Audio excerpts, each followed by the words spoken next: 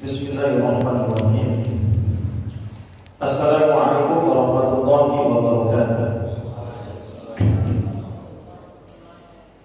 Alhamdulillahilladzi bi ni'matihi muslihat wa bi fadlihi tatanazzalu al-hayat wal barakat wa bi tawfiqihi tahaqqaqul maqasid wal ghayat.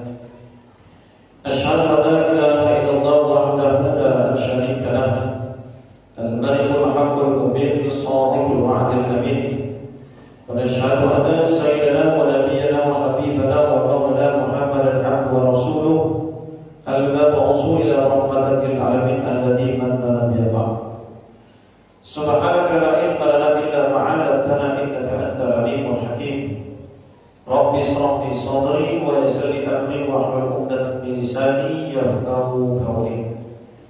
Rabbi a'udzu bika min hamazati sayatin wa a'udzu bika rabbi an yahdurun. Allahumma faqihna fid din wa 'allimna ta'wil wa hdina ila subul salam bi rahmatika ya arhamar rahimin. Faqala Allah subhanahu wa ta'ala fil Qur'anil 'azim ba'da a'udzu billahi samil 'alim minasy syaithanir rajim. Bismillahirrahmanirrahim. Qul hal yastawi alladziina ya'lamuna wal ladziina la ya'lamun. Wa qala Nabi Muhammad sallallahu alaihi wasallam fi kitabil hadis man kharaja fi thalabil ilmi fa huwa fi sabilillahi hatta yarji. Baginda Rasulullah sallallahu alaihi wasallam bersabda dalam hadisnya, siapa yang keluar daripada rumahnya untuk mendapatkan ilmu agama, maka orang tersebut mendapatkan pahala jihad daripada Allah Subhanahu wa taala sampai dia kembali ke rumahnya. Mudah-mudahan kita yang berhadir dalam majelis ini, majelis ini semuanya mendapatkan pahala jihad daripada Allah Subhanahu wa taala. Amin ya rabbal alamin. Wa fi riwayatin ukhra, bahkan di dalam riwayat yang lain Nabi Muhammad sallallahu alaihi wasallam bersabda, "Idza marartum bi riyadil jannah." Kata Nabi Muhammad sallallahu alaihi wasallam kepada para sahabat-sahabatnya, kalau seandainya kalian melewati taman-taman surga, fartaku, singgahlah kalian di situ, nikmatilah majelis itu. Maka sahabat bertanya, apa itu majelis yang disebutkan taman-taman surga itu ya Rasul? Maka Nabi Muhammad SAW mengatakan majelis zikir, halaqah zikir, majelis ilmu, majelis yang membahas mengenai ahkam syar'iyyah. Maka inilah yang disebut Nabi sebagai taman-taman surganya Allah Subhanahu wa taala. Gimana orang mau masuk ke dalam surga kalau seandainya di dunia dia belum lagi menikmati taman-taman surganya Allah Subhanahu wa taala? Baik Bapak Ibu hadirin dimulai Allah Subhanahu wa taala, saya dipesankan oleh moderator materi cuma setengah jam saja. Saya biasanya kalau kajian di Medan Ibu biasanya sampai 1 jam. Ya. Tadi juga Jumat kita ngajar kajian secara online, penjara Rutan Tanjung Puspa, karena kita sudah 10 tahun mengajar di Rutan dengan di LP Tanjung Puspa. Tapi sampai saat ini karena di musim pandemi ini belum lagi bisa masuk seperti biasa kajian yang sifatnya hanya dari online saja. Tapi kita memang akan kita padailah waktu yang 30 menit, walaupun nanti mungkin saya pikir cuma 1 kalimat saja pembahasan itu syarahnya nanti sudah begitu panjang sekali. Kenapa Bapak Ibu hadirin yang dimuliakan Allah Subhanahu wa taala? Dalam pengajian-pengajian kita ini yang paling terpenting itu adalah syarahnya, penjelasannya. Kita menukil pendapat-pendapat daripada para ulama. Baik Bapak Ibu hadirin yang dimuliakan Allah Subhanahu wa taala. Kajian kita pada malam yang berbahagia ini adalah kajian hadis. Saya ambil daripada hadis yang ke-35 yang ditulis di dalam kitab Hadis Arba'in Al-Imam An-Nawawi rahimahullah ta'ala. Kenapa hadis Arba'in? Walaupun di dalam kitab ini termaktub sebanyak 42 hadis, Dulu kita biasa di pondok, ya, minimal setelah selesai pondok itu 40 hadis ini kita pilih harus dihafal, kemudian kita mendapatkan sanad daripada guru-guru kita. Ya, itu minimal, ya, mendapatkan ijazah. Kenapa Bapak Ibu hadirin mulai Allah Subhanahu wa taala? Karena banyak riwayat-riwayat Nabi yang menjelaskan keutamaan orang yang bisa menjaga menghafal 40 hadis Nabi. Ya. Sebagaimana dijelaskan di dalam riwayat Nabi, saya bacakan. Amma ba'du faqad rawaina an Ali bin Abi Thalib wa Abdillah bin Mas'ud wa Mu'az bin Jabal wa Abi Darda wa Ibn Umar wa Ibn Abbas wa Anas bin Malik wa Abi Hurairah wa Abi Sa'id al-Khudri radhiyallahu ta'ala anhum min turuqi katsiratin bi riwayatin mutatawwi'atin anna Rasulullah sallallahu alaihi wasallam qala.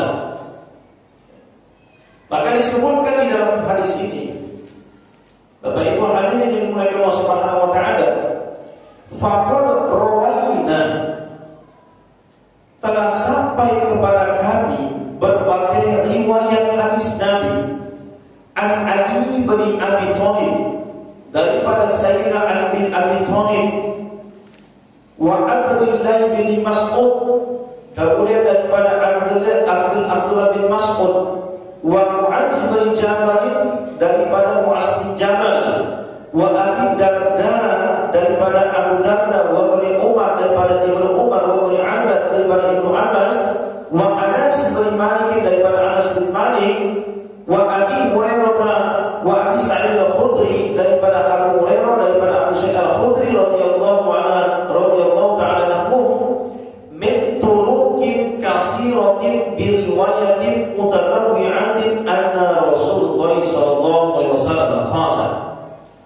Dari berbagai macam jalan hadis, ya, begitu banyak jalan hadis, min turuqin katsiratin riwayatin mutatawwi'atin anna Rasulullah sallallahu alaihi wasallam, bahwasanya Nabi Muhammad sallallahu alaihi wasallam bersabda, man hafizu ala ummati arba'ina hadisan min amri diniha ba'athallahu yaumal qiyamah fi zuhratil ulama wal fuqaha.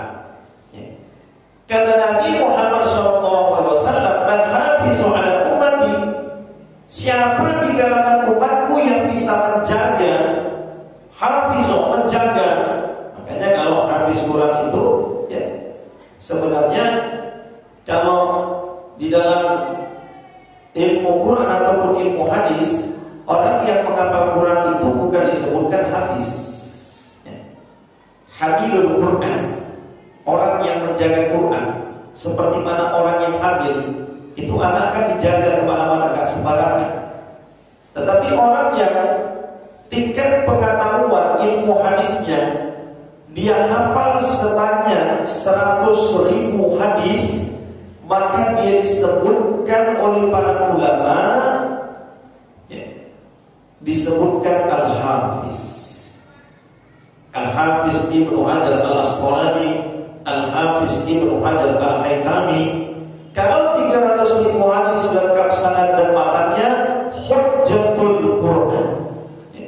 Kalau seandainya lebih daripada 300.000 hadis, maka diberikan gelar Syekhul Hadis. Makanya aneh, Pak, kalau kita lihat di zaman sekarang ini, ada orang yang baru cuma hafal satu hadis sudah berani menyalahkan ulama.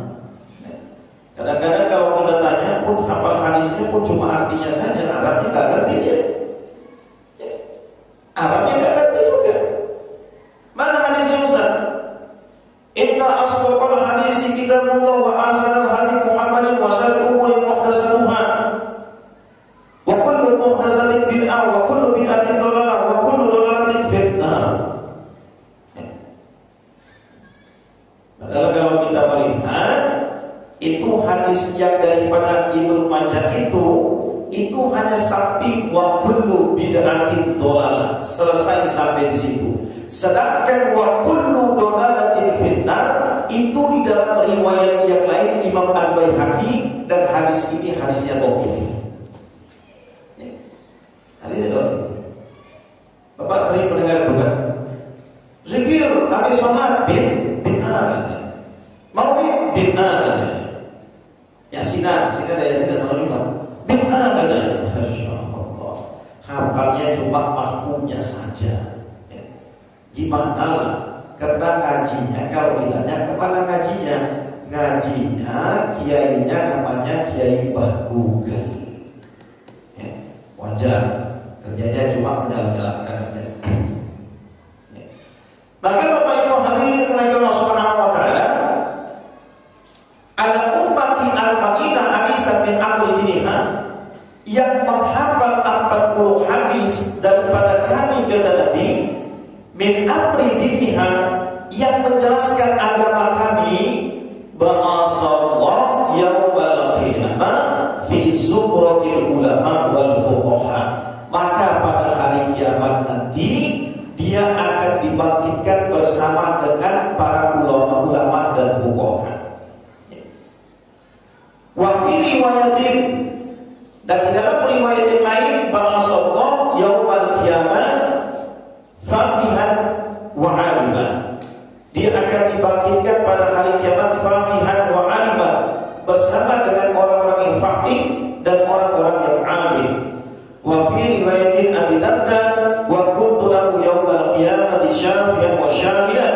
Dan di dalam riwayat Imam Abu Darda dikatakan wa kuntu lahu, dan aku kata Nabi yang akan menjadi pemberi syafaat dan akan memberikan persaksian kepadanya pada hari kiamat.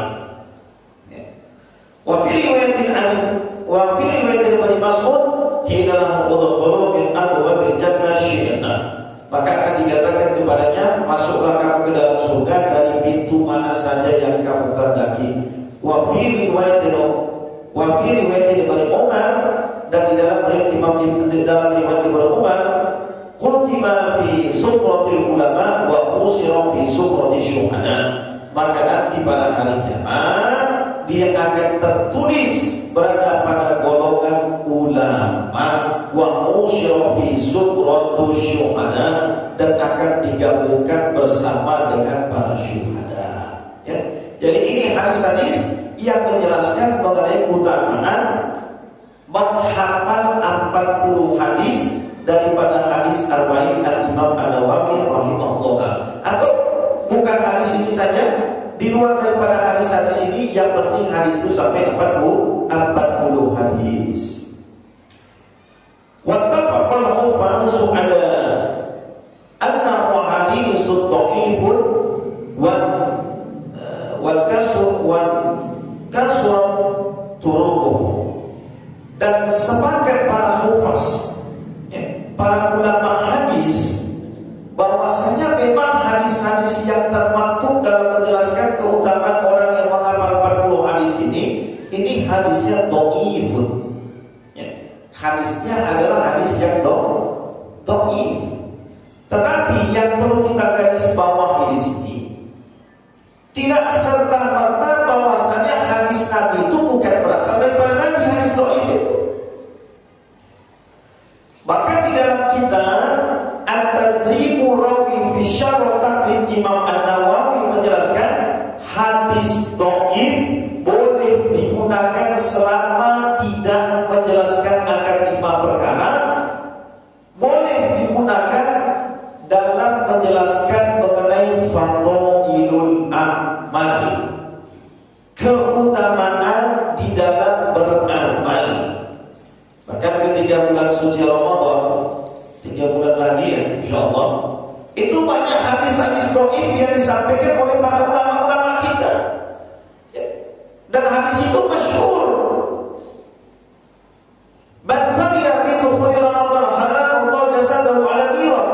Siapa yang senang bergembira datangnya bulan suci Ramadan, haramallahu jasadahu ala niran, maka Allah Subhanahu wa taala akan haramkan jasadnya disentuh api neraka.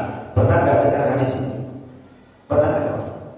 Nanti bulan Ramadan biasanya itu kan pertama bulan suci Ramadan, ini hadisnya dhaif. Begitu juga dengan pembagian bulan suci Ramadan, awal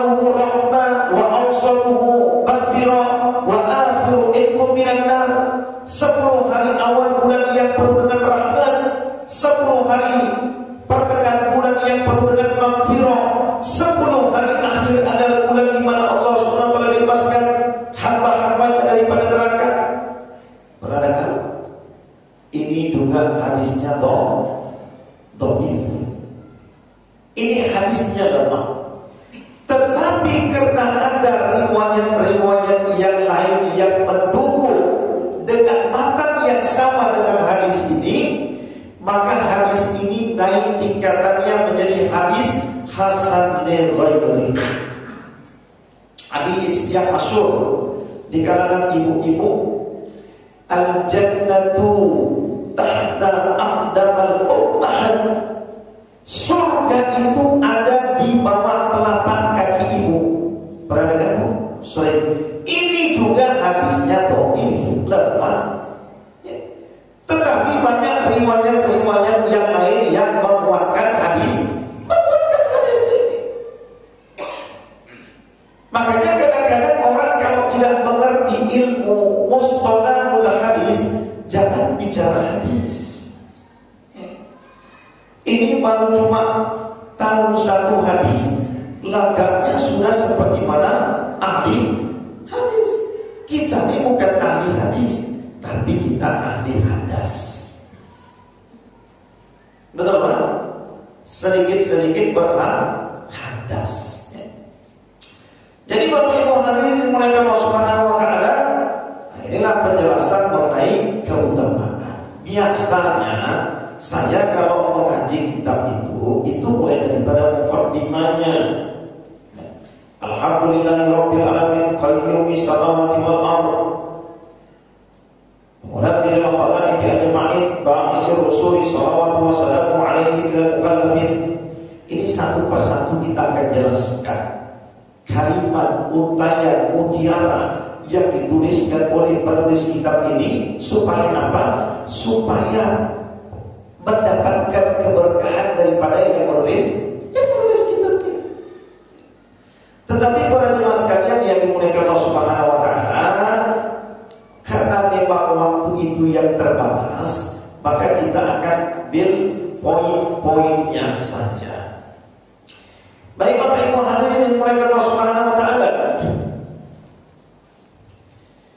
Hadis yang ke-35, Nabi Hurairah radhiyallahu anhu qala Rasulullah sallallahu alaihi wasallam, la tamasalu wa la tanajasu wa la tabaghadu wa la tadabaru wa la bali ba'dukum ala bayyin ba'din wa qul ibadallahi ikhwana al-muslimu akhul muslim la yaslimu wa la yakhdhuruhu wa la yakdhibuhu wa la yahmiruhu at-taqwa hahuna wa yushiru ila sadrihi salasa marrat bihasbi imri'in minasyarri an yahtira akhahu muslim kullu muslim 'ala muslim haram damu wa maluhu wa 'irduhu. Riwayat Imam Muslim daripada Sayyidina Abu Hurairah.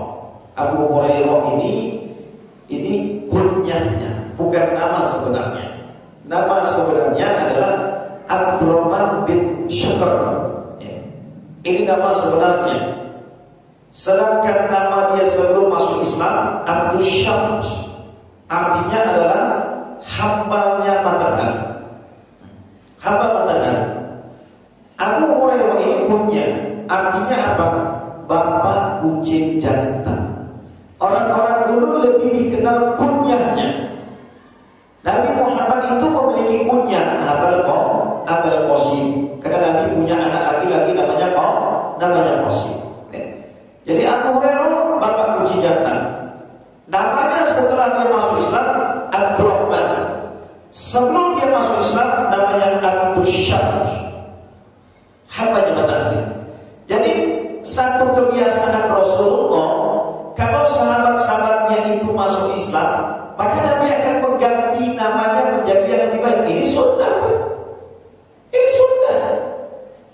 Datang orang masuk Islam, maka Nabi tanya siapa namamu, maka dia mengatakan Abdus Syarr, artinya hamba keburukan.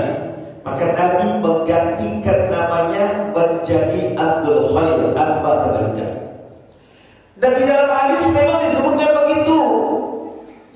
Min haqqil walan salah satu asya'a. Ada 3 hak anak kepada orang tua yang mesti ditunaikan. Salah satunya adalah ayuhasinu ismuhu idza walad, memberikan nama yang baik kepada anak ketika anak itu lahir. Nah, yang nama itu sama ulama, jangan sama dukun.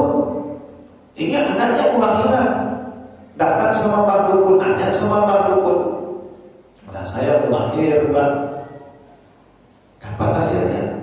Kalau menurut dokter USG, ini anak saya lahirnya malam Jumat, namanya bagus siapa Pak?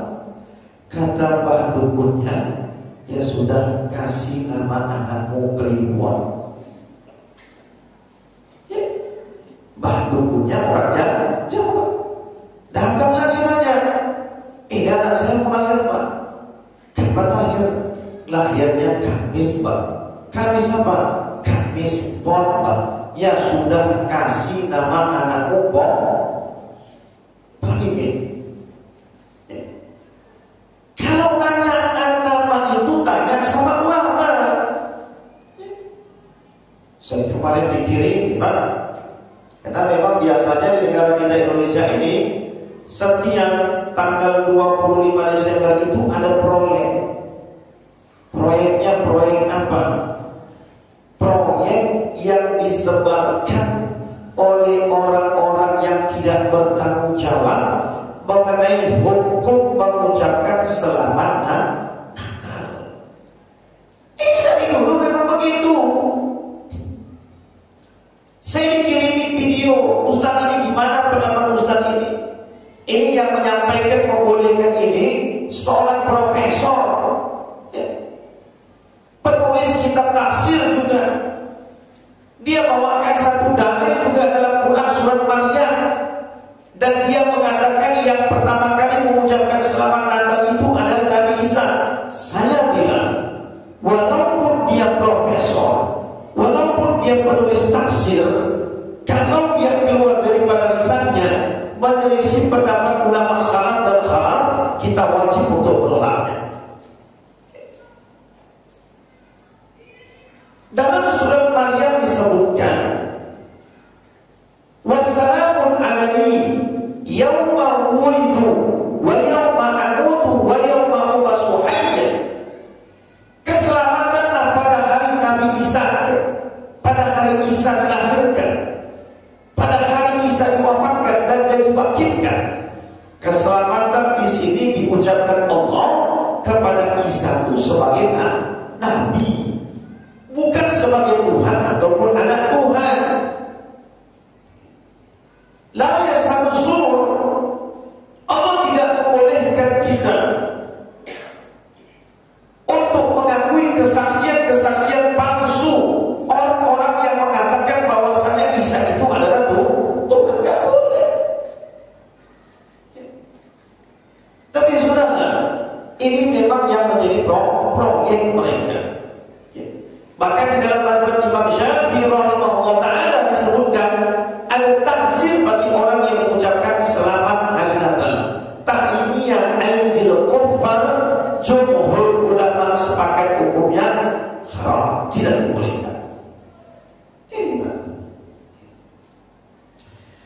Bapak Ibu hadirin yang dimuliakan Allah Subhanahu wa taala. Jadi siapa yang menerangkan di sini adalah Sayyidina Abu Hurairah. Nama sebenarnya adalah Abdurrahman bin Syahr. Nama sebelum dia masuk Islam adalah Abdus Syamj. Diberikan kunyah gelar kepadanya Abu Hurairah karena dia sedang memelihara kucing kelamin yang berkelamin jantan. Bapak Ibu hadirin yang dimuliakan Allah Subhanahu wa taala. Qala Rasulullah sallallahu alaihi wasallam, berkata baginda Rasulullah sallallahu alaihi wasallam, dan Abu Hurairah ini termasuk seorang sahabat Nabi yang banyak meriwayatkan hadis Nabi. Banyak meriwayatkan hadis-hadis dari Muhammad sallallahu alaihi wasallam. Golongan termasuk golongan ulama di kalangan para sahabat Nabi. Berkata Nabi Muhammad sallallahu alaihi wasallam, la tahasadu, janganlah kalian saling hasad.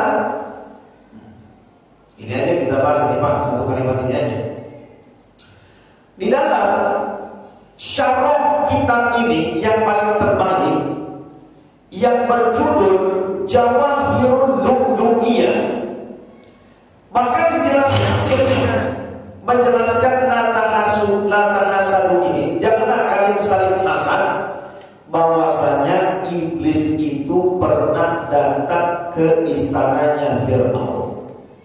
Pertemuan iblis dengan Fir'aun. Sama-sama kita tahu, kita paham, kedua makhluk ini adalah makhluk yang paling pembangkang, paling bencana. Yang satu gak mau sujud, yang satu lagi mengaku dirinya sebagai Tuhan. Iblis itu gak mau sujud. Bahkan di dalam Al-Quran sebanyak 5-6 ayat Allah Ta'ala menjelaskan perintah untuk sujud kepada Nabi Adam. Sujud di sini bukan dita'anut tapi dita'zim.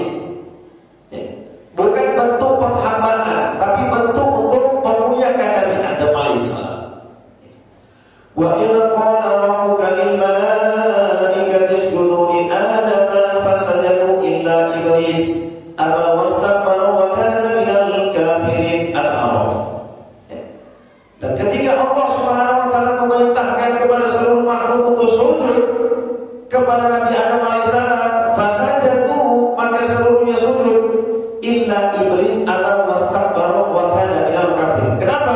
Karena sombong dan congkak. Pada ayat yang lain disebutkan lam yakum minas sajidin, karena iblis ini merasa dirinya paling banyak sujudnya dibandingkan dengan Nabi Adam. Karena yang lebih diciptakan itu iblis daripada Nabi Adam. Iblis ini dia bukan sejenis malaikat, tapi sejenis bangsa jin.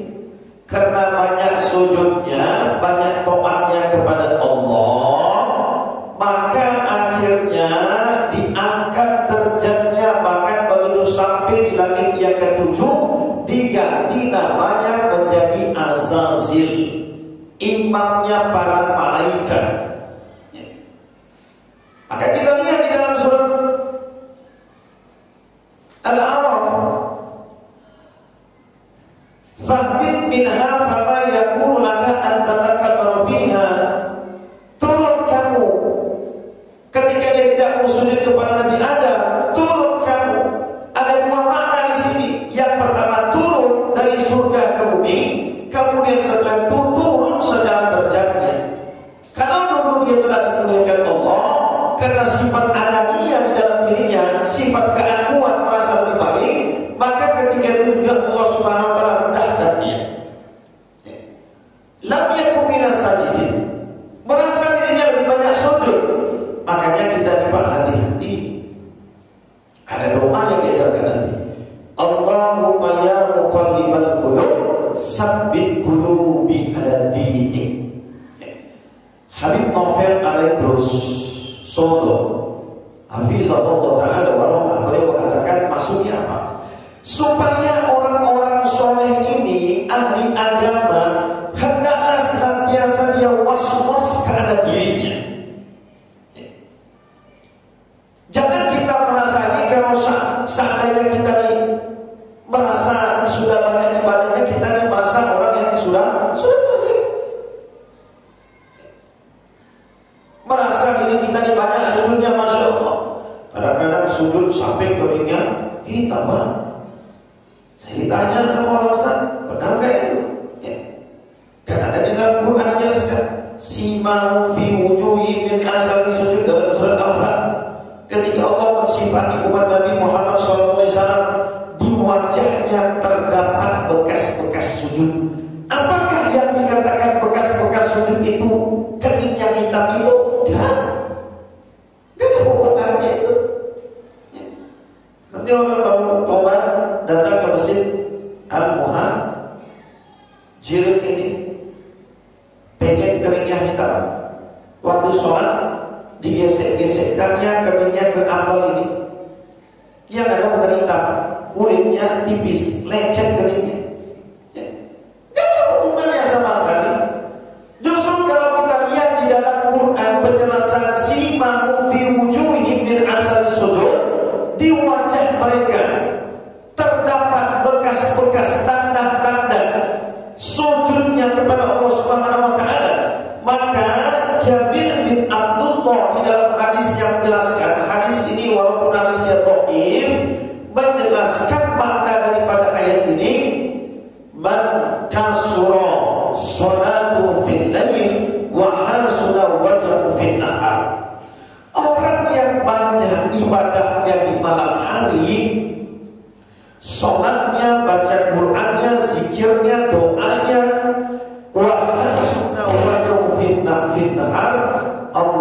gembalakan, cantikkan, indahkan wajahnya ketika di siang hari. Makanya kalau kita melihat ulama-ulama itu, seperti mana ulama-ulama di Sudan. Orang Sudan itu hitam-hitam kan? Hitam kan? Tapi kalau kita melihat dia itu enak kali wajahnya. Teringat kita dengan Allah, rindu kita dengan kampung akhir. Kampung akhir. Nah, Bapak Ibu hadirin dari mereka Allah Subhanahu wa taala. Jadi iblis ini enggak mau sujud. Makhluk yang paling membangkang. Begitu juga dengan Fir'aun. Fir'aun ini mengaku sebagai dirinya Tuhan, ana rabbukumul a'la, aku ini kamu. Bapak Ibu hadirin dimulai Allah Subhanahu wa taala. Kalau berbicara masalah beriman, Fir'aun ini waktu ditenggelamkan, mau tenggelam di laut, ya, dikejar-kejar sama, ya, waktu kejar-kejar Nabi Musa, itu dia sudah beriman. Amantu bi Rabbi Musa, aku beriman kepada Tuhan Nabi Musa. Tapi pada saat itu imannya sudah tidak diterima lagi oleh Allah Subhanahu wa taala. Dan Bapak Ibu hadirin dimulai Allah Subhanahu wa taala. Pertemuan dua makhluk yang paling bejat, yang paling pembangkang kepada Allah Subhanahu wa taala, diketuk pintu istana Fir'aun sama iblis. Kata iblis, halo Fir'aun. Gak ucap salam, ya. Karena kan bukan muslim, gak ucap salam. Jadi kalau seandainya sekarang ini ada muslim satu dengan muslim yang lainnya, ketika ketemu, halo bro, mana bro? Ini berarti anak buah iblis, ya. Ucapkanlah salam. Maka ketika diketuk pintu istananya, apa kata Fir'aun? Kata Fir'aun, ban fil bab. Siapa yang ada di depan pintu itu? Ketawa iblis. Sekarang saya tanya, Pak, yang menyesatkan Fir'aun ini siapa? Siapa? Iblis kan? Kemudian setelah itu, Fir'aun ini mengaku sebagai Tuhan. Iblis kira-kira tahu kan kalau Fir'aun ini Tuhan palsu? Tahu, karena iblis yang menyesatkan. Maka ketawa iblis. Apa yang diucapkan iblis? Sembari dia ketawa, ini yang perlu kita garis bawahi. Yang diucapkan iblis, lau kunta rabbal bab la arafta man fil bab. Kalau seandainya kamu ini memang benar-benar Tuhan, kenapa kamu tidak tahu siapa yang ada di depan pintu? Karena Tuhan itu alimul ghaibi wasyahadah, adalah zat yang maha mengetahui yang ghaib ataupun yang tidak nampak, zahir wal batin. Dia mengaku sebagai Tuhan, tapi sifat-sifat ketuhanan itu tidak ada pada dirinya. Gimana kita bisa menganggap dia sebagai Tuhan?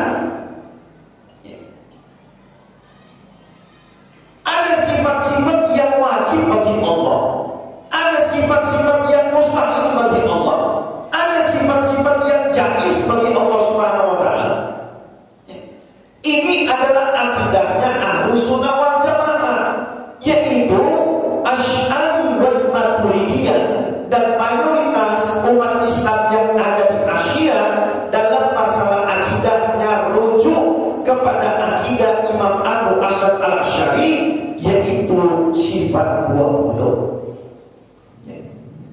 Makanya kalau ada orang yang bilang sama saya, Ustaz, ini ada orang di kampungku gara-gara ngaji sifat 20 gila nih Ustaz. Mana ada pula orang ngaji sifat 20 gila?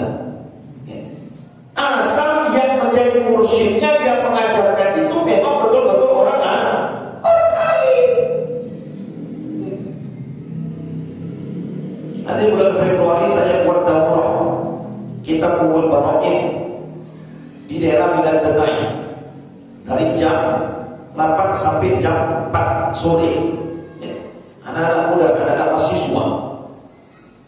Umur Marwah ini kitab yang ditulis oleh Al-Imam Sanusi menjelaskan mengenai sifat-sifat bodoh tadi secara rinci dengan dalil-dalil yang nas, yang diakui. Nah, bagaimana sekalian yang dimulai Allah Subhanahu wa Ta'ala? Jadi sifat-sifat ketuhanan ini gak ada di dalam diri Fir'aun. Bagaimana dia bisa mengaku dirinya sebagai Tuhan? Dia tidak layak untuk dipertuhankan karena sifat-sifat ketuhanan itu tidak ada di dalam dirinya.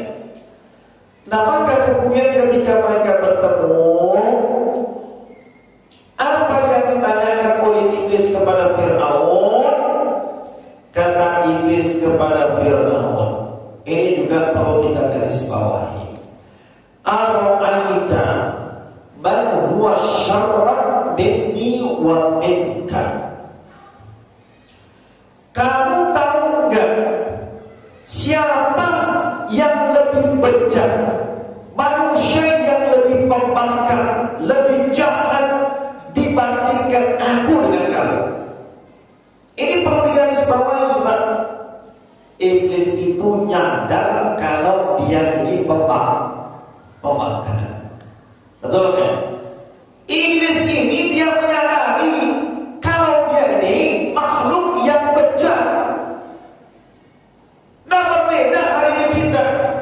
Amalan kita masih centang perenang, ibadah kita masih bermasalah, muamalah kita bermasalah, tapi kita merasa seakan-akan orang yang paling soleh.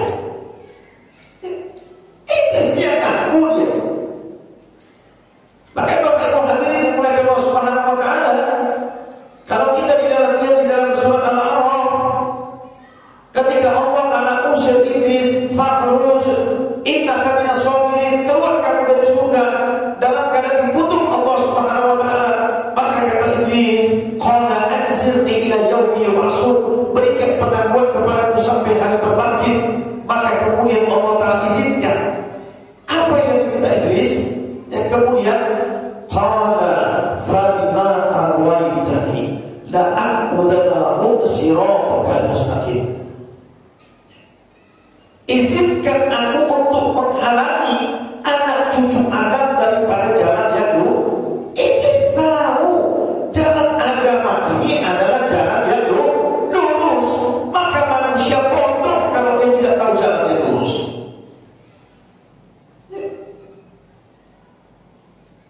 Nah, Bapak Ibu hadirin yang mulai dari Allah Subhanahu wa Ta'ala, Ar-Rahman wa syarrun minni wa minka. Kamu tahu enggak, ada enggak makhluk manusia zaman sekarang sampai akhir zaman yang lebih jahat, lebih bejat, lebih pembangkang dibandingkan kita berdua? Ini pertanyaan iblis kepada Fir'aun. Sekarang saya tanya sama Bapak Ibu, ada enggak? Ada enggak? Ada enggak? Ya. Kalau orang kasih nama anaknya iblis, ada enggak? Ada. Ya. Waktu masa-masa Pilpres kemarin itu, ya, ada KTP orang Palembang, saya terkejut melihat namanya iblis, agamanya Islam. Kacau mamanya ini, bapaknya. Ya. Luar biasa, Pak.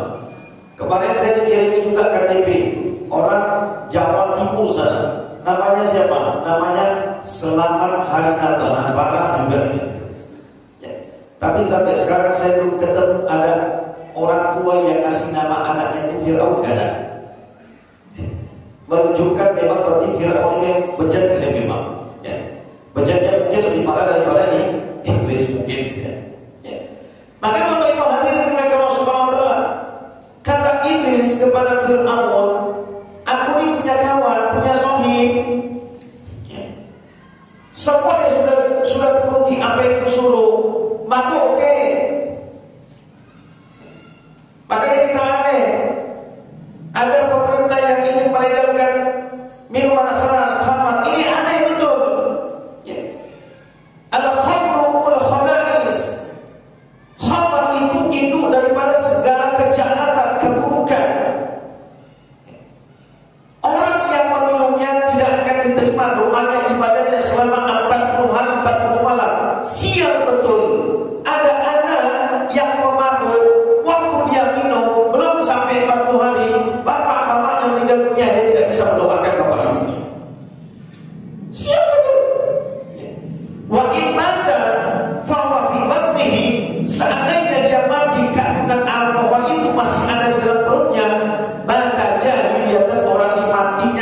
jahiliyah. Dalam riwayat dijelaskan, mudminu khamrun ka'amili wasalib. Orang yang menjadi pecandu khamar itu, maka nanti pada hari kiamat azabnya sama dengan penyembah berhala. Riwayat Imam Ibnu Majah. Karena ada yang banyak. Orang mabuk ini kan akalnya gak sehat, malah sehat akalnya. Jalan selangkah mundur 10 langkah, gak maju-maju. Dan mabuk dia. Lewat nenek-nenek umur 80 tahun di Berlinnya, adik, Umar, adik. Nenek-nenek umur 80 tahun dipanggil adik. Nenek itu ngomong, "Mama, kamu masih beranjak pun kuliah dulu kok panggil bulan apa?" Tapi mabuk, akal sehatnya hilang. Wajar lah. Mabuk oke sudah, zina pun sudah oke. Semua kejahatan sudah dibuat dilakukan. Maka kemudian kata iblis sama Fir'aun, "Aku bilang sama kawanku ini, sekarang kau minta samaku, karena semua keinginanku sudah kau turuti, maka sekarang aku akan mewujudkan mengabulkan apa yang menjadi permintaan. Minta sama aku." Kata orang ini, "Li'annahu zaratan." Aku ini punya tetangga. Wa innahu li baqaratan. Dan tetanggaku ini dia punya sapi yang begitu cantik sekali sehingga dia berbangga-bangga dengan sapinya itu. Kendaraan pada saat itu adalah sapi. Maka aku ingin supaya sapi yang ada padanya itu dihilangkan. Kata iblis, "Kenapa harus satu sapi itu? Ya udahlah, aku kasih sama 100 sapi yang macam kayak gitu, tapi jangan ganggu punya tetanggamu." Kemudian dia bilang, 100 sapi itu aku gak mau, tapi aku mau satu sapi yang ada sama tetanggaku itu, yang dengan sebab sapi itu dia berbangga-bangga kemana-mana, itu saja dilakukan. Kata iblis, "Marah kawan ini." Iblis bilang, "Marah kawan ini." Karena Fir'aun itu dia tidak ada sifat hasad kepada Nabi Musa. Fir'aun hanya takut saja Nabi Musa mengambil kerajaannya. Begitu juga dengan iblis. Iblis gak hasad Nabi Adam sama Nabi Adam. Iblis ini cuma merasa dirinya lebih baik daripada Nabi Adam. Ini lebih berbahaya daripada kita. Kalau orang sudah di dalam kalbunya sifat hasad sudah menjadi dalam daging, susah. Senang melihat orang susah kalau melihat orang senang. Tetangganya yang punya kereta baru, dia yang demam di rumah. Suaminya pulang kerja nanya sama dia, "Kenapa kok kebulan selimut?" "Sakit Pak, demam." "Loh, tadi pagi abang pergi kerja kan masih sehat, sekarang kok demam?" "Iya, tetangga sebelah beli kereta baru Bang." Apa hubungannya? Tetapi memang begitulah sifat hasad itu. Jamalun nikmatin li ghairihi. Ketika tetangganya, saudaranya mendapatkan nikmat daripada Allah Subhanahu wa taala, maka dia menginginkan kalau bisa kenikmatan itu diambil Allah Subhanahu wa taala. Sifat hasad. Dan hasad ini biasanya sakufu. Kalau dokter itu hasadnya dengan dokter, kalau tukang cabai itu hasadnya dengan tukang cabai, kalau ustadz itu hasadnya dengan ustadz juga. Kenapa masih dia aja yang diundang ceramah di situ? Padahal kan jenggotku lebih panjang lagi daripada jenggotnya. Apa hubungannya dengan janggut? Tidak sama sekali. Kiai terus rounding, pakarnya semuanya. Dari Jawa sana, saya biasa kalau kemudian selalu bersama dengan beliau. Ustaz Abdul Somad itu bilang, Kiai Idrus Romli itu kalau dibedah kepalanya isinya kitab semua. Bukan sama sekali. Ini secara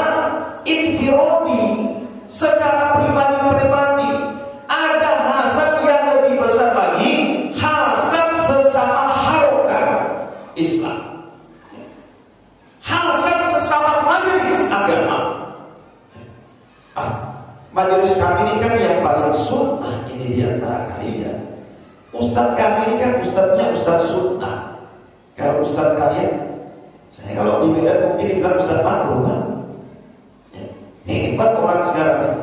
Ada klasifikasinya. Yang mengklasifikasi itu orang awam. Ada ustadz sunnah, berarti ada ustadz makruh. Kalau ada ustadz wajib, berarti ada ustadz. Itulah hebatnya orang-orang awam sekarang.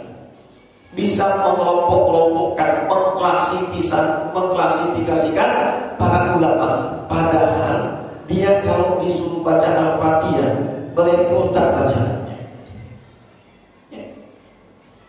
Maka Bapak Ibu hadirin Allah Subhanahu wa taala, jumhur ulama sepakat mengatakan bahwasanya hasan ini hukumnya haram. Kalau seandainya ada di dalam kolbu manusia, apalah artinya ibadah kita? Maka ulama-ulama dulu mereka itu lebih sering muhasabah, tazkiyah, membersihkan hati mereka. Bagaimana supaya di dalam hati mereka ini tidak ada sifat hasad. Bapak Ibu hadirin Allah Subhanahu wa taala, hampir 1 jam. Ya. Ini baru masuk kita penjelasan 1 bait saja. La tahasad. Larangan untuk saling hasad kepada sesama umat Islam. Iri dengki kepada sesama umat Islam. Kalau kita melihat saudara kita mendapatkan nikmat daripada Allah Subhanahu wa taala, seharusnya kita senang. Melihat tetangga kita dapat nikmat daripada Allah Subhanahu wa taala. Walaupun dalam tanda kutip sebagaimana dijelaskan di dalam hadis Nabi Muhammad SAW, la hasada illa fisnataini.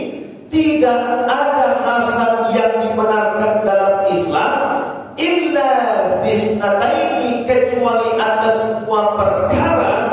Yang pertama adalah rajulun atahullahu Qur'an wa huwa yaqumu ana al-lail wa ana an-nahar. Jadi walaupun di awal saya katakan jumhur ulama sepakat haram, tetapi memang ada hasad yang dibenarkan.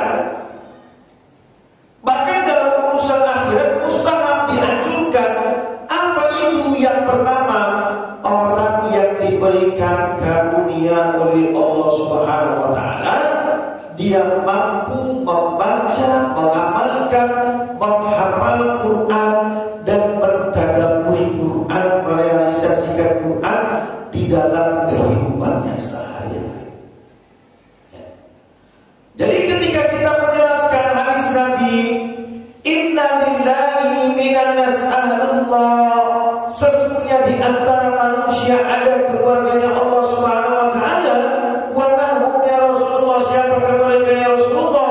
Ahlul Quran wa khassatuhu, yaitu para penghafal Quran dan orang-orang yang istimewa. Siapakah yang disebutkan penghafal Quran? Siapakah yang disebutkan ahlul Quran? Ahlul Quran bukan hanya setakat menghafal saja, bukan. Maka Nabi menjelaskan di akhir zaman nanti banyak orang yang membaca, menghafal Quran, tetapi Quran itu hanya sampai tenggorokannya saja, gak sampai masuk ke dalam qalbunya, hanya sampai di tenggorokannya saja. Jadi siapakah yang dikatakan ahlullah, ahlul Quran? Adalah orang yang merealisasikan Quran di dalam kehidupannya sehari-hari.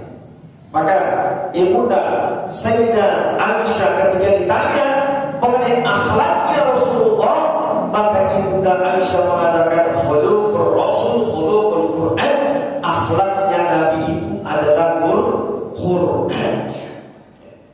Kemudian yang kedua, rajulun atahullahu malan wa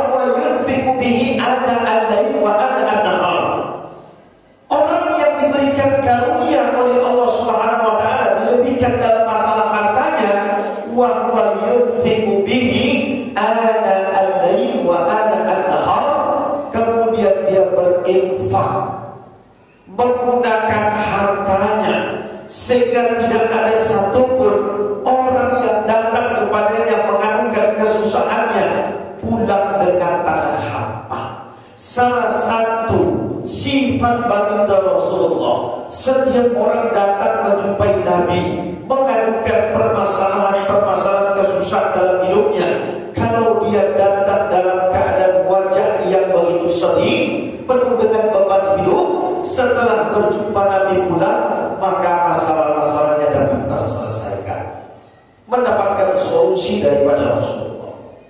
Bapak Ibu hadirin oleh Allah Subhanahu wa taala, nah inilah kajian kita pada malam yang berbahagia ini, kajian hadis daripada hadis Al-Ma'in Al-Imam An-Nawawi rahimahullah taala, hadis yang ke-35 menjelaskan mengenai makna syara daripada la tahasadu, janganlah sesama umat Islam memiliki sifat hasad, hasud, iri, dengki, karena kalau seandainya sifat ini sudah ada di dalam kalbu manusia, apalah artinya ibadah kita kepada Allah Subhanahu wa taala. Demikian saja, saya kembalikan kepada moderator. Kalau ada yang mau ditanyakan, falyatafaddal masykuran. Alhamdulillah rabbil alamin. Sungguh luar biasa apa yang disampaikan Ustaz tadi, mulai dari pemaparan dari kajian hadis Al-Ma'in yang ditulis oleh Imam Nawawi. Kemudian barangkali ada yang mau ditanya terkait dengan materi yang disampaikan, atau boleh juga tema yang lain boleh. Silakan Pak ditanya. Waalaikumsalam.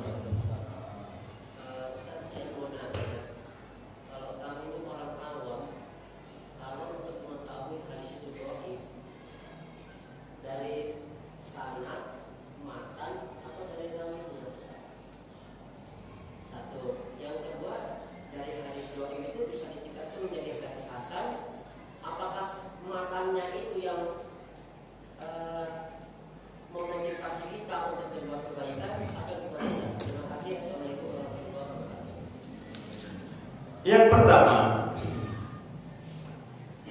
ada 6 perawi hadis yang masyhur, atau dirangkum di dalam kitab hadis itu kitab Kutubus Sittah.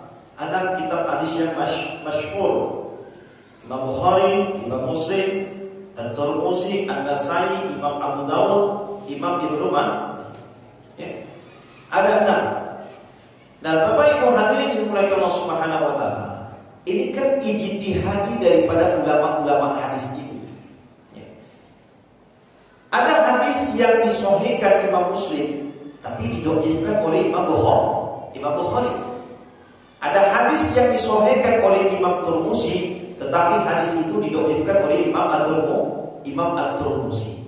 Jadi pertama saya garis bawahi, ini adalah ranahnya daripada ulama-ulama hadis. Sedangkan kita ini hanya setakat mengikut saja kepada mereka.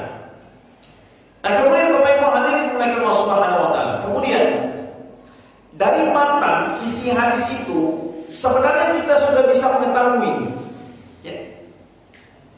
Sudah kita bisa mengetahui. Misalnya saya bilang, terong obat segala macam penyakit. Apakah ini hadis? Ini bukan hadis. Ini yang menyampaikan tukang terong supaya terongnya laku. Ini bukan hadis. Nah, kalau seandainya matanya bukan, kita nggak bisa terima. Seperti mana Bapak Ibu hadirin Allah Subhanahu wa taala dalam akidahnya orang-orang Wahabi Salafi itu pernah dijelaskan bahwasanya mereka mengatakan Rasulullah pernah berjumpa dengan Allah dalam rupa seorang pemuda yang tampan. Walaupun seandainya dibuat di situ ini hadis riwayat Imam Bukhari Muslim, tapi daripada matan isi hadis ini mungkar, tidak akan mungkin Allah Subhanahu wa taala seperti mana pemuda yang tampan. Ya. Sedangkan Nabi Musa saja ketika ingin diperlihatkan tajalinya Allah Subhanahu wa taala, Nabi Musa nggak sanggup. Ya. Jadi dari matanya kita bisa tahu bahwasanya ini hadis atau tidak hadis. Kemudian apa yang menjadi sebab hadis ini menjadi hadis yang dhaif, menjadi lemah? Ini salah satu penyebabnya adalah perawi hadis tersebut. Ya. Misalnya Bapak Ibu hadirin dimulai Allah Subhanahu wa taala. Orang-orang dulu biasanya orang-orang yang menyampaikan hadis itu adalah orang-orang memang terjaga baik daripada sikap dan perbuatannya. Misalnya ada ulama hadis yang mengajarkan hadis, tiba-tiba ada orang yang melihat dia meludah ke arah kiblat sekali saja, maka kemudian ada yang melihat, orang yang melihat itu mengatakan hadis dari fulan ini hadisnya dhaif. Kenapa? Karena sebab perbuatannya itu adalah perbuatan yang tidak seharusnya dilakukan oleh orang-orang yang meriwayatkan hadis. Atau kemudian orang ini tidak sikoh, tidak bisa dipercaya, pernah dia berbohong, atau kemudian setelah itu ingatannya tidak kuat. Misalnya saya bilang, saya lagi tidur, tiba-tiba saya dibangunkan, dibacakan satu hadis Nabi kepada saya, hadis Nabi Muhammad Sallallahu Alaihi Wasallam. Apa yang dibacakan? Misalnya Bapak Ibu hadirin mulai Allah Subhanahu wa taala dibacakan, Nabi Sa'id al-Khudri radhiyallahu anhu qala, "Man ra'a minkum munkaran falyughayyir bi yadihi, fa in lam yastati' fa bi lisanihi." Sambung. Ini kan baru bangun tidur kan? Kalau seandainya ketika disuruh sambung dia masih gagal, ini menunjukkan ingatannya tidak kuat. Ya. Kalau ulama-ulama hadis itu walaupun dia baru dibangunkan daripada tidurnya, disuruh untuk menyambung hadis, langsung ingatan itu langsung. Ini makanya kalau hadis dhaif itu bukan berarti dia tidak hadis daripada Nabi, kecuali hadis-hadis yang mau tuh hadis-hadis yang palsu. Ya. Kemudian setelah itu Bapak Ibu hadirin mulai Allah Subhanahu wa taala, ketika kita lihat jalur sanad hadis itu kemudian setelah itu terputus, sanad hadis itu terputus, itu juga bisa menjadi penyebabnya. Makanya Bapak Ibu hadirin mulai Allah Subhanahu wa taala, ulama-ulama dulu mereka tuh menguasai pada bidangnya masing-masing. Ada ulama yang ahli hadis tapi lemah di dalam masalah fikih. Ada ulama fikih tapi lemah dalam masalah hadis. Ada ulama hadis, ulama fikih, ulama tafsir tapi lemah di dalam masalah faraid, masalah hukum waris. Dan biasanya ulama-ulama dulu ketika ditanyakan kepada mereka, maka mereka akan menjawab sesuai dengan apa yang menjadi kapasitas mereka. Tidak semua pertanyaan itu harus dijawab.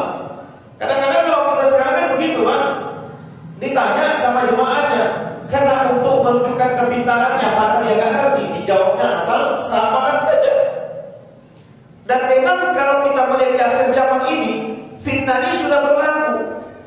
Nabi Muhammad SAW mengatakan, wa sayati zaman kasirul khutbah wa qalilul fuqaha. Nanti di akhir zaman, kata Nabi, banyak bermunculan tukang-tukang ceramah, tukang-tukang pidato, wa qalilul fuqaha, akan tetapi sedikit yang faqih, yang alim di antara mereka. Bahkan yang saya tampil di TV, saya kasih clue-nya sebentar.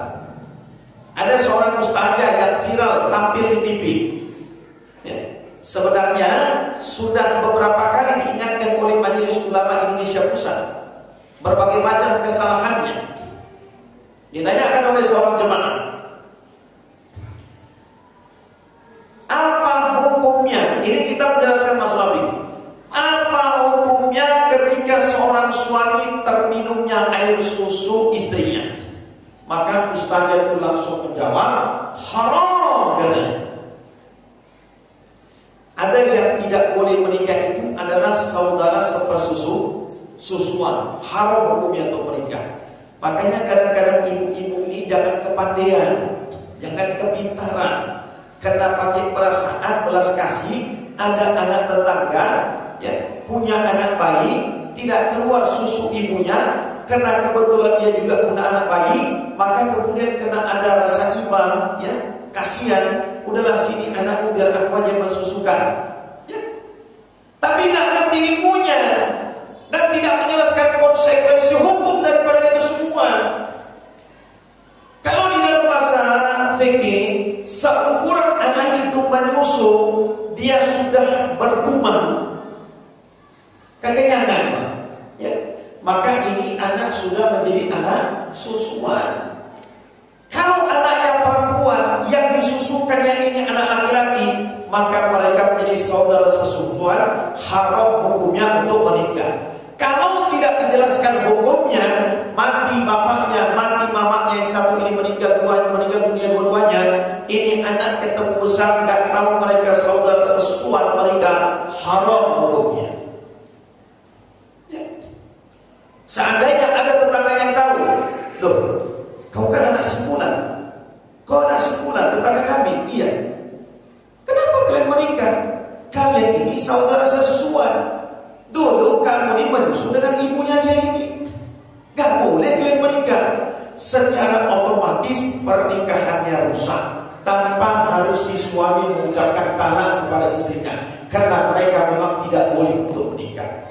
Anak-anak gimana konsekuensi hukumnya? Kecelakaan. Ya. Nah, Bapak Ibu hadirin oleh Allah Subhanahu wa taala. Jadi bego. Anggap apa hukumnya ustazah? Haram. Bapak-bapak pulang dari pengajian pusing kepalanya semua. Ya, kacau nih. Jadi mahram pula biniku ini mah. Ya. Jadi saudara sesusuan, nah biniku ini rusak pernikahan kami ini. Pusing semua bapak-bapaknya. Betul Pak? Aku aja lah Pak, pernah kan? Pernah lah, udah. Ini kita bicara masalah fikih. Apa memang benar begitu jawabannya? Enggak seperti itu. Anak yang menjadi sesusuan itu kalau anak belum mencapai usia 2 tahun.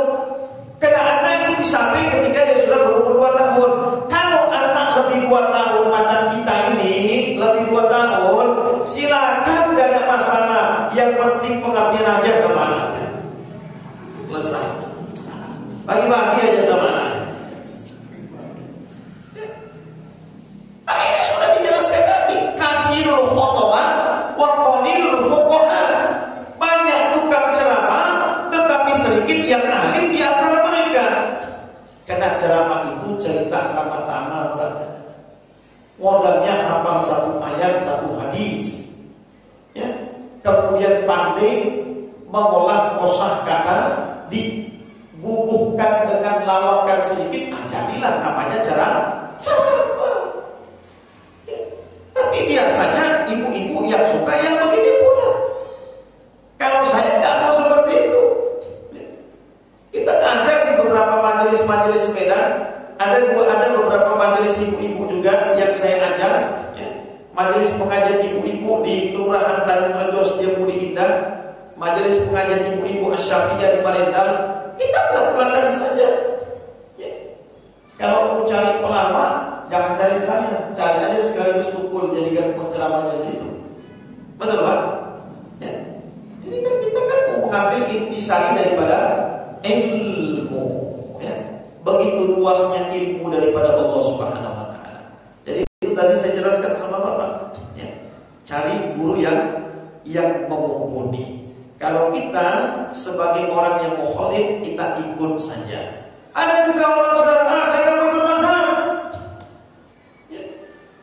Saya tak mau ikut Syafi'i, saya mau ikut Rasulullah. Bodohmu itu, saya bilang. Jadi kalau kau bilang kau tak mau ikut Syafi'i, kau ikut Rasulullah, Imam Syafi'i itu ikut siapa? Ya? Yang lebih dulu lain kau atau Imam Syafi'i? Ya? Ini kan kata-kata orang yang bodoh. Tentulah Imam Syafi'i mengikut Rasulullah dibandingkan dengan kita. Guru-gurunya jelas Imam Syafi'i. Ini aneh, Pak. Banyak sekarang kalau kita lihat orang anti dengan mazhab. Ini kan begini saya bilang, agama ini seperti mana makanan yang disajikan sama kita dalam keadaan siap saji. Tinggal makan aja. Enak kan? Tapi ada orang bodoh, gak mau dia. Aku gak mau. Jadi mau yang mana? Mau yang murni. Gimana yang murni? Tanam padi dulu. Kemudian apa lagi? Tanam pokok kelapa lagi untuk santannya. Nyari ikannya lagi. Bodoh kan kamu? Ada makanan cepat saji, kenapa pilih yang cari? Nah maka begitu juga sekarang. Ulama-ulama sudah menyediakan amal agama ini cepat saji. Ada mazhab Imam Syafi'i yang paling tertua, mazhab Imam Hanafi. Kemudian setelah itu Imam Maliki, Imam Hanafi, Imam Ahbali. Silakan. Tergantung mana iktikad keyakinan kita. Tidak ada masalah sama sekali. Intinya imam-imam mazhab ini semua masih di dalam rangkaian Ahlus Sunnah wal Jamaah. Itu saja. Ada lagi cukup? Cukup baik. Ada lebih mas. Ada lagi Pak.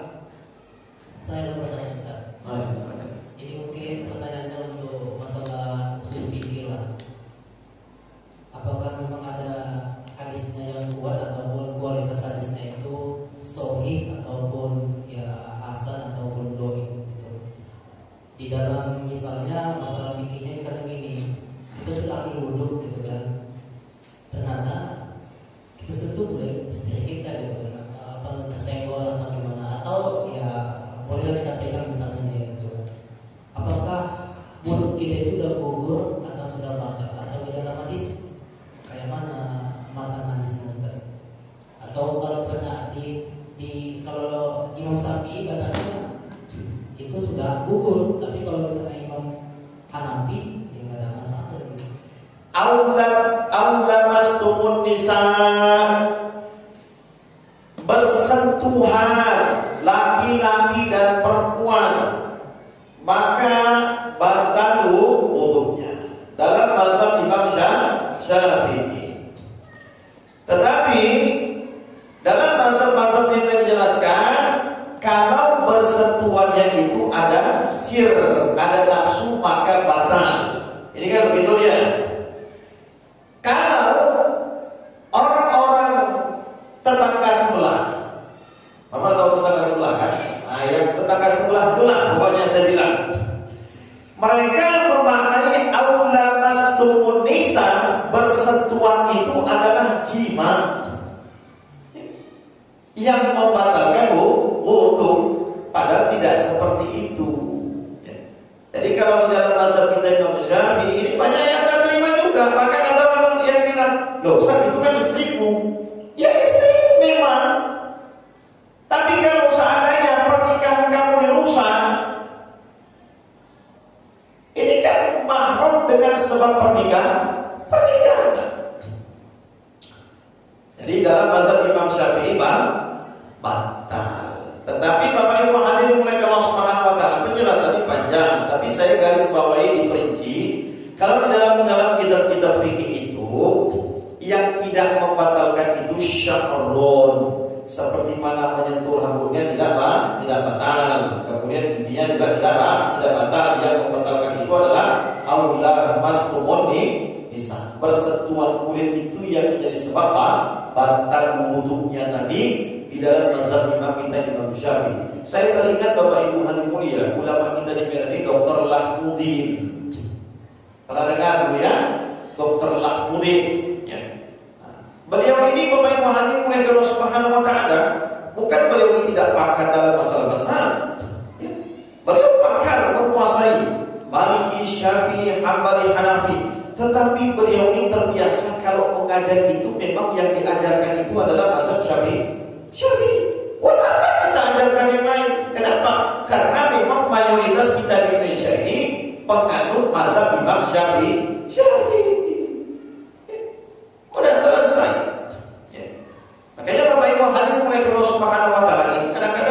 bagian menjadi permasalahan. Akhirnya apa yang jadi masalah? Talfik. Orang-orang sekarang ini banyak mengambil kemudahan dalam urusan mazhab. Dalam perkara ini dia tidak mengikut Imam Syafi'i karena berat merasa berat. Tapi dalam satu perkara dia mengikut Imam Syafi'i. Gak boleh seperti itu. Gak boleh. Cukup sekian. Insyaallah. Kita makan Pak belum? Belum makan juga. Satu pertanyaan lagi lebih hikmat ya. Dari Pak Eka. Cukup. Jadi Bapak Ibu hadirin mulai Allah Subhanahu wa taala, ini kajian kita pada malam yang berbahagia ini. Mudah-mudahan Bapak Ibu hadirin mulai Allah Subhanahu wa taala kita termasuk hamba-hamba Allah yang senang dengan majelis-majelis ilmu ya. Majelis-majelis yang seperti ini, Masya Allah. Dan ini termasuk salah satu wasiat daripada Rasul. Kalau ada anak yang diberikan wasiat oleh orang tuanya, misalnya orang tua yang bilang, ini kan sudah bulan Ramadan ya. Kalau seandainya usia mama gak sampai nanti lebaran haji, kamu sembelihkanlah hewan kurban untuk ibu. Qadarullah, sebelum masuk ibadah haji meninggal emaknya. Maka anaknya ini menunjukkan dia sebagai anak yang soleh. Dia tunaikan apa yang menjadi wasiat orang tuanya untuk menyembelihkan hewan kurban. Dan ini kurbannya jatuhnya hukumnya bukan sunnah, tapi jatuh hukumnya wajib karena orang tua berwasiat. Ustaz gimana? Kalau seandainya orang tua nggak berwasiat, boleh nggak kita korban untuk ibu kita yang sudah meninggal dunia, ayah kita yang sudah meninggal dunia? Masalah. Saya dulu begitu juga dulu. Ayah saya sudah meninggal dari tahun 90. Ada rezeki saya korban untuk ayah saya. Datang ke BK Masjid waktu masih muda. Kata BK Masjid apa? BK Masjidnya tak boleh korban untuk orang yang sudah meninggal dunia. Saya ada jawabannya. Dan terserah pas itu. Gak ngerti hukum ya. Tapi ini penjelasan ini nanti akan lebih panjang. Intinya anak yang menunaikan apa yang menjadi wasiat orang tuanya, maka dia dianggap sebagai anak yang berbakti kepada kedua orang tuanya. Nah, gimana lagi kalau seandainya kita menunaikan apa yang menjadi wasiat Rasulullah kepada umat ini? Apa wasiat Rasulullah? Kun aliman, au muta'alliman, au mustami'an, au muhibban, wala takun khamisan fatahlah. Wasiat Rasul kepada umat ini, jadilah kalian sebagai orang alim.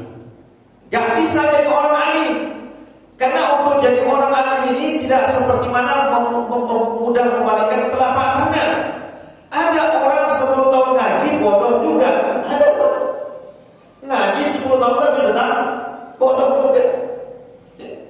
Gak mampu pilihan yang kedua, au muta'aliman, nyantri. Waktunya gak mungkin lagi, sudah di usia. Kan gak mungkin macam bapak-bapak ini masuk TPA lagi kan, duduk sama anak-anak umur 6 tahun, gak mungkin. Pilihan yang ketiga, au mustami'an. Kalau ada majelis-majelis ilmu, akan duduk ngaji di situ. Waktu saya gak ada, Ustaz. Saya sibuk kerja untuk nafkah anak istri saya. Ada pilihan yang keempat, au muhibbah, cinta dengan majelis ilmu.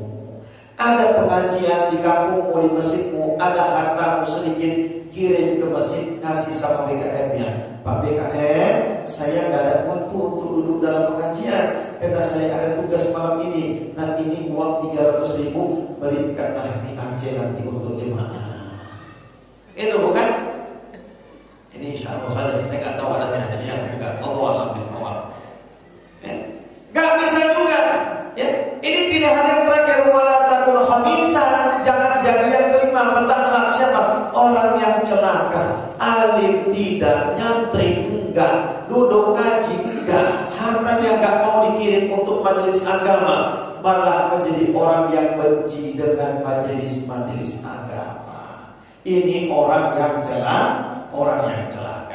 Bapak Ibu hadirin mulai Allah Subhanahu wa taala, demikian saja. Yang baik datang daripada Allah Subhanahu wa taala, yang salah datang daripada kelemahan saya sendiri. Aku qauli hada wa billahi taufiq wal hidayah. Assalamualaikum warahmatullahi wabarakatuh.